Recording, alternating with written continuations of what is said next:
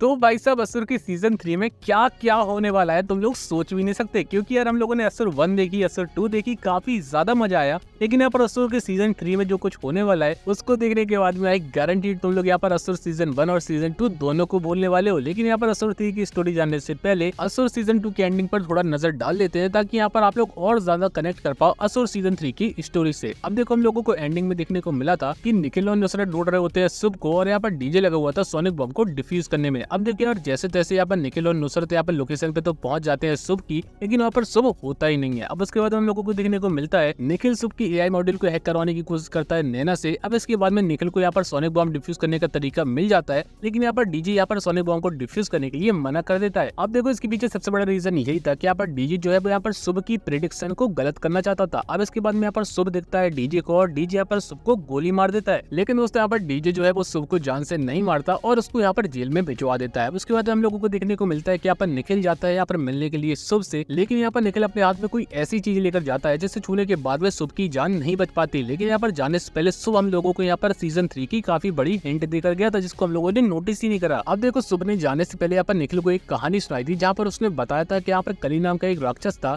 जिसके यहाँ पर 2 सेनापति थे, यानी कि कोका और बेकोका। अब यहाँ पर उन दोनों सेनापति के होते हुए यहाँ पर कली को मारना बिल्कुल ही असंभव था, और इसी के साथ साथ कोका और बेकोका को ये वरदान था कि जब तक वो एक साथ रहेंगे तब तक उनको कोई भी नहीं मार सकता। लेकिन यहाँ पर धर्मराज ने छल कर कोका और बेकोका को मार गिराया था, लेकिन यहाँ पर इसके बाद में कली की भी हार निश्चित हो गई थी। अब यहाँ पर धर्मराज ने कली को भी मार दिया, लेकिन उसके बाद में भी जब उन्हें संतुष्टि नहीं मिली तो यहाँ पर उसने उसके पूरे परिवार को ही खत्म कर दिया ताकि यहाँ पर कली का कोई अंश ही जिंदा न बचे। लेकिन इसके बाद में धर्मराज को पता चलता है कि जिस कली को उसने मारा है उसमें कली था ही नहीं, क्योंकि यहाँ पर कली जो है वो शरीर बदल सकता है। और दोस्तों यहाँ पर शुभ के केस में शुभ के जो कोका और बेकोका थे वो थे यहाँ पर रसूल और केसर, जो कि यहाँ पर दोनों नहीं बच पाए थे। और इसके बाद में निखिल ने भी शुभ को मार दिया था। और क्योंकि हम लोग जानते हैं यहाँ पर कली शरीर बदलता रहता है और कली कभी भी एक शरीर में नहीं रहता, तो ये काफी बड़ा हिंट है जो कि यहाँ पर डायरेक्टली कनेक्टेड होता है सीजन 3 से। अब देखो 3 ऐसी चीजें हैं जो कि हम लोगों को सीजन 3 के अंदर देखने को मिल सकती है। अब देखो यहाँ पर सबसे पहली चीज तो ये है कि हम लोगों को शुभ की वापसी दोबारा देखने को मिल सकती है सीजन 3 के अंदर। अब देखो ये तो हम सभी लोग जानते हैं कि यहाँ पर शुभ जो है वो कुछ भी करने से पहले हिंट देता है, और शुभ ने ये खुद कहा था कि यहाँ पर कली अमर है और उसको कोई भी मार नहीं सकता। एंड अगर तुम लोग गौर करोगे यहाँ पर शुभ के एआई मॉड्यूल का जो नाम है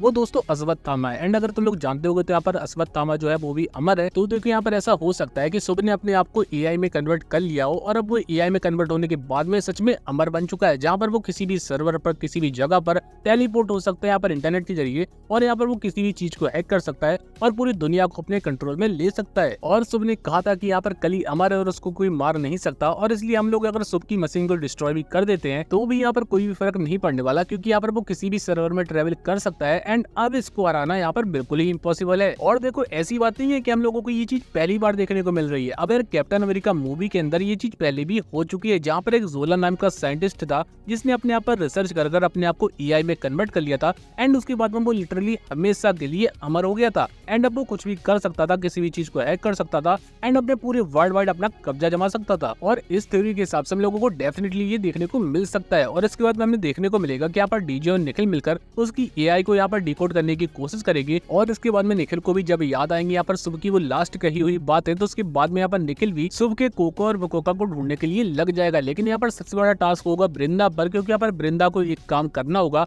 कि यहाँ पर शुभ के सबकॉन्शियस माइंड को उसको एक्टिवेट करना होगा, ताकि यहाँ पर शुभ जो है वो अपने आर्टिफिशियल इंटेलिजेंस वाले फॉर्म में यहाँ पर अपने काम को अंजाम देने के लिए लग सके। और इसके बाद में लिटरली शुभ इतना ज्यादा पावरफुल हो जाएगा कि वो यहाँ पर किसी के भी फ्यूचर को प्रेडिक्ट कर सके और किसी को भी हैक कर सके। अब देखो दूसरी चीज जो कि हम लोगों को सीजन 3 के अंदर देखने को मिल सकती है वो यह है कि यहाँ पर डीजे के अंदर असुर जाग चुका है। अब देखो यहाँ पर सीजन 2 के अंदर जब एंडिंग में यहाँ पर डीजे को पता चल गया था कि यहाँ पर शुभ ने एक ऐसी मशीन बना ली है जो कि यहाँ पर फ्यूचर प्रेडिक्ट कर सकती है, और यही सब जानने के बाद में डीजे के मन में लालच आ गया और इसी वजह से उसने शुभ को मारा नहीं बल्कि जेल भिजवा दिया, ताकि वो यहाँ पर उस मशीन पर वर्क करवा सके। लेकिन अब यहाँ पर शुभ तो नहीं बचा यहाँ पर डीजे का काम करने के लिए, लेकिन यहाँ पर अभी भी एक ऐसी शख्स मौजूद है जो कि यहाँ पर डीजे के काम को अंजाम दे सकती है, और उसका नाम है नैना। अब देखो आगे हम लोगों को देखने को मिलेगा कि यहाँ पर डीजे के इस काम को अंजाम देने के लिए नैना उसकी मदद तो करेगी, लेकिन यहाँ पर नैना को इसके बारे में कुछ पता ही नहीं होगा। और दूसरी तरफ यहाँ पर निखिल शुभ के कोका और बेकोका को ढूंढते ढूंढते पहुंच जाएगा वृंदा के पास में, जहाँ पर उससे वृंदा के पास में जाकर ये पता चलेगा कि यहाँ पर असली असुर जो है वो यहाँ पर डीजे है। और इसके बाद में शुभ नजर आएगा यहाँ पर सीबीआई और निखिल का साथ देते हुए डीजे के खिलाफ में। अब देखो तीसरी चीज जो कि हम लोगों को यहाँ पर असुर सीजन 3 के अंदर देखने को मिल सकती है, और लिटरली अगर सीजन 3 के अंदर ये चीज हो जाती है तो डेफिनेटली यहाँ पर फैंस काफी ज्यादा खुश होने वाले हैं, क्योंकि यहाँ पर हो हो सकता है कि यहाँ पर जो हम लोगों को एंड में देखने को मिला जो कि यहाँ पर शुभ मर चुका है, वो दोस्तों शुभ हो ही ना, वो कोई और ही इंसान हो, क्योंकि हम लोग ये तो जानते हैं कि यहाँ पर एज ग्रूमिंग की मदद से यहाँ पर सीबीआई वालों ने यहाँ पर शुभ की जो यहाँ पर इमेज क्रिएट करी थी।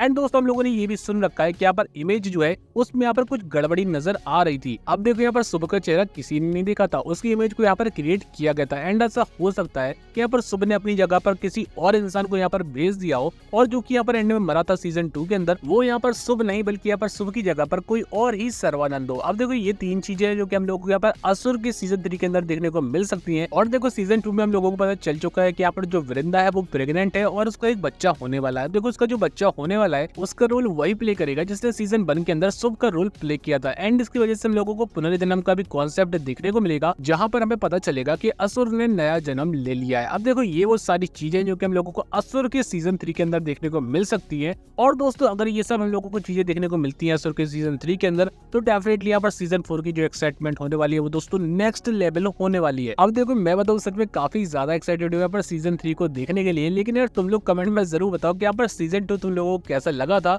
और तुम लोगों को ऐसे फेवरेट कैरेक्टर कौन सा है। अब दोस्तों अपना ओपिनियन कमेंट बॉक्स में जरूर बता देना। एंड ऐसी ही और वीडियोस के लिए सब्सक्राइब टू फैक्टेसिया।